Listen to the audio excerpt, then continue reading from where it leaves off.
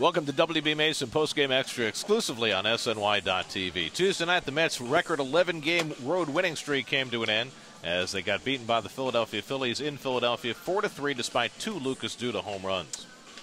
Well, Lucas Duda's been awfully hot for the pitching-wise. Bartolo Colon looking for his 15th win. That was not to be. He got his 13th loss instead. First inning troubles. Gave up 2 consecutive base hits, then a 3-run home run to Darren Ruff, which really was a different. But you're right, Gary. Duda's just red hot. Well, the 2 home runs, again, he's another one of those streaks. Remember earlier he had a huge streak of home runs. Gary, exactly what was it, 8 and 9 games, something like that? 9 and 8 games. 9 and 8 games. Well, now he's on another tear, which is a good sign. You want this with 1 week coming up, the last drive here towards the playoffs. Duda heating up. Yeah, I'm seeing the ball pretty well right now.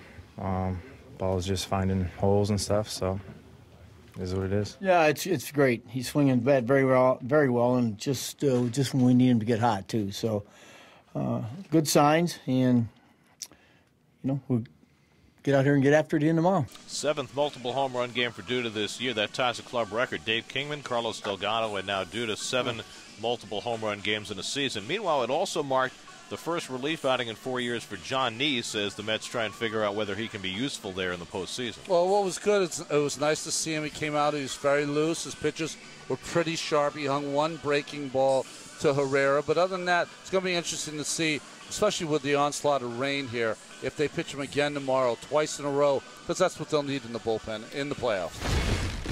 Well, first time out, I mean, until the 0-2 pitch to Galvis, I thought he threw the ball pretty good. But we're going to get him back out there. Probably won't get him out tomorrow, but maybe the next couple of days, get him out back to back. You expose a weakness, and you don't really have to trick anybody. As a starter, you have to face him 3 times.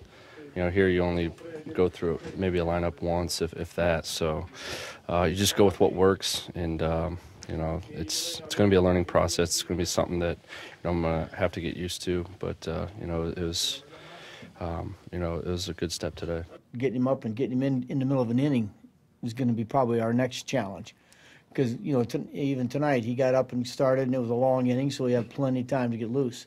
There's going to be opportunities where there's going to be situations where he's not going to have that kind of time. So I think that's the next challenge, to see if he can possibly get ready. Game 2 of the series on Wednesday. We think Logan Verrett's going to start. Stephen Matz with a little bit of an owie back. He'll probably be pushed back to Thursday.